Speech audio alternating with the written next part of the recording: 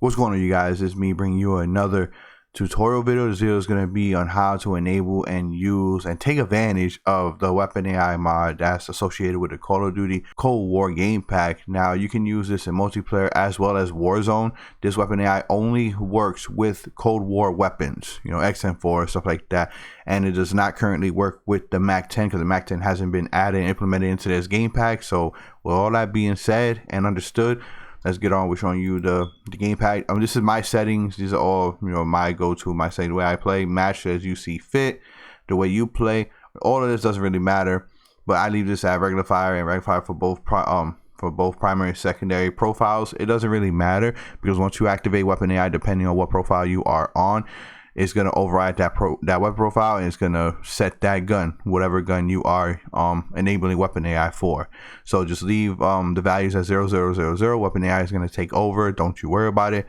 Manual, ADS, anti-recoil, but we're not going to be using that. We're going to be using weapon AI. So weapon AI takes over and it fully optimizes the recoil and the fire rate of that specific weapon. Even if you have a sniper, it's going to automatically apply rapid fire and auto hold breath for snipers. So if sniping is your thing, you're going to want to come right here to weapon profile features and enable this. I usually just have this disabled because I'm not really a sniper, but if you're using weapon AI and you want to have it enabled just in case you snipe and stuff like that with sniper, you're going to want to make sure that weapon AI profile features auto hold breath is enabled right here. But I'm not going to be using any snipers, so I'll leave this disabled. But again, for all you snipers out there, for weapon AI, this is your thing. You want to have this enabled, but I'm leaving it disabled.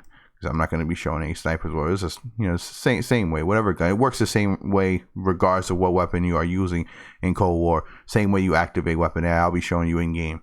Oh yeah, and by the way, little disclaimer that it is a bit bugged. Sometimes it does detect it, sometimes it won't. You might have to do it once or twice, the activation, the way you go about enabling it, and I'll show you in the game, don't worry, and I'll explain.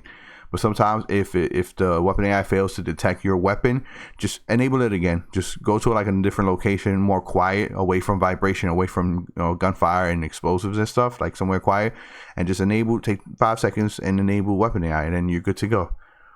And yeah, everything else is as is. Get on with the demonstration. So the only weapon right now that's not added to the Cold War game pack is the Mac 10. Every other weapon is supported. Now, let's make sure we in the right game pack. First, you want to press and hold the small left paddle button, back Strikepack. Press the right paddle. First slot is my Cold War game pack. Now, weapon profiles don't really matter. As you saw, I put both regular fire, green, and the circle. But right now, this video is not about weapon profiles. It's about just activating weapon AI.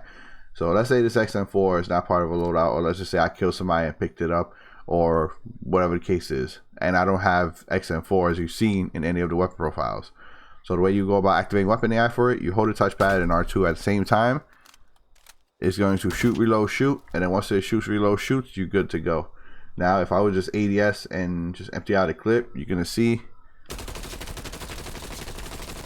that the recoil stays steady. Now, this is weapon AI. It's not 100% accurate. It's a bit buggy sometimes. Once in a while, this might happen to you, may or may not happen to you, but you may have to re-enable weapon AI to redetect it in case it doesn't work, or something happened, or it glitched out on you and you still get recoil. Just do it again. Just touchpad R2. It can mess you up.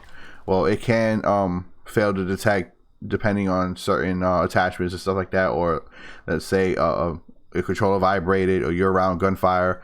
That can't throw it off. So when it comes to weapon AI, you got to be in a quiet area, away from like vibrations, away from gunfights and stuff, and then activate your weapon, and then activate weapon AI, and then it will work. Again, I'm going to empty out a clip. You can see no recoil. Now I'm going to turn off the game pack. No mods at all. Now it's a tournament mode because I want to show you guys the difference in the XM4's regular recoil, how it goes straight up.